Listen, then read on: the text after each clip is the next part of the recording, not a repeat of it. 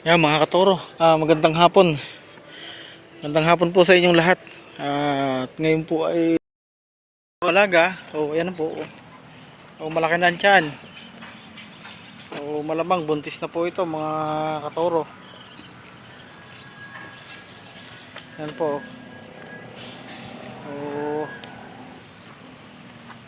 ito po yung nagmanang katawan doon sa ano. Doon sa kanyang nanay. Yan po.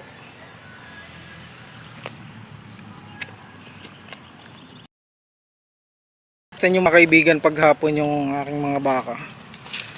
Kung gano'n kabibilog. Ayan po.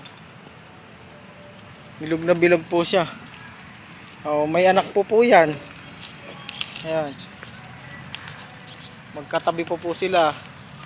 Siya po yung baka na tinali ko dating takbo ng takbo. Ayan po nyo kung gano'n kabilog. Magagaling po yung bunganga ng baka na to. Maswerte kayo kapag nakatagpo kayo ng mga ganitong baka. So walang problema. Madalang ko pa po itong bigyan ng vitamin. So mula siguro pagka bata nito, isang beses ko lang nabigyan ng vitamins. Hanggang ngayon hindi na. Tingnan po yung katawan, no. Napakaganda. At saka po ang isa pa ay kapag talagang maalaga kayo sa baka, so ganyan po yung kalalabasan. So medyo maayos ang inyong baka, hindi mo mamayat. Ayan po, bilog na bilog mga kaibigan. Ako po naman itong yung alias payat ko, na yung anak niya yung malaking calf. So ayan po. Painumin po natin. Busog na po siya, hindi pa nakakainom. Sa ganito pong talian ko siya tinatali. Madamo po dito. Ayan po, halos ginamas niya yung damo. Po si payat. Dito po naman may tubig kahit di nadalhin sa sapa. Ayan, yan lang po sila iinom.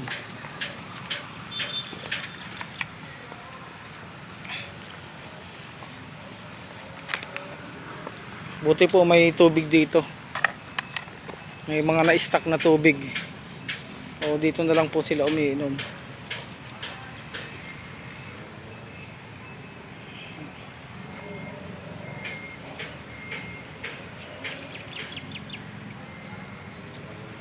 Importante po sa baka yung makainom siya.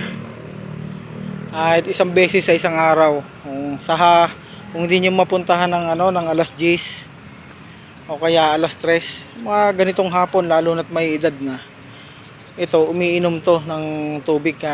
Hindi katulad ng ibang mga turit, dumalaga. Kapag ganitong hapon, halos din yung mapainom yon. O kapag ganitong magugulang na, kahit hapon nyo painumin mga kaibigan.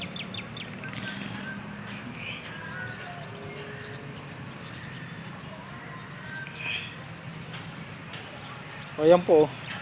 Busog na po siya.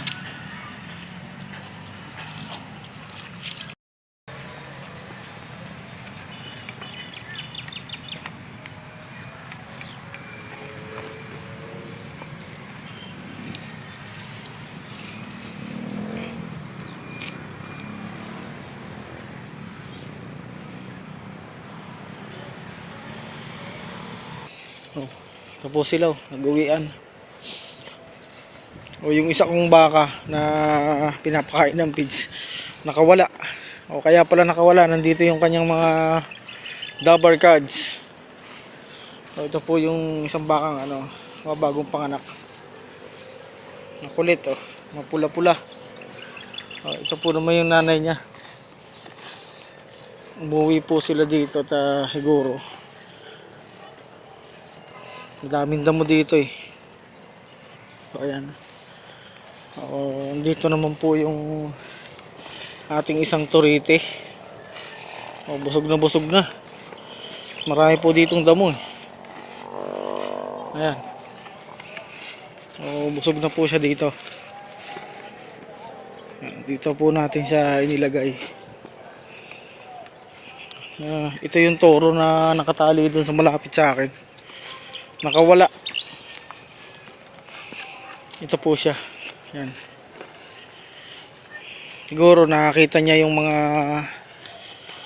kababaihan dito, yung mga babaeng baka, kaya nagwala.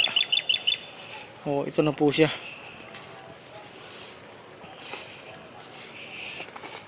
Nagwawala po ito pag nakakakita ng mga kababaihang baka.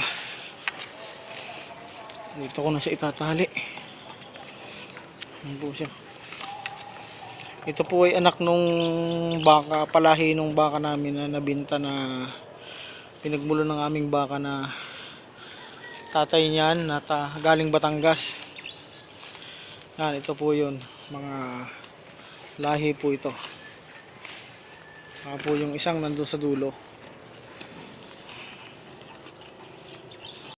Mapapansin po niyo yung mga baka na to, magkakamukha kasi po isang lahi, yung lahi na galing Batangas.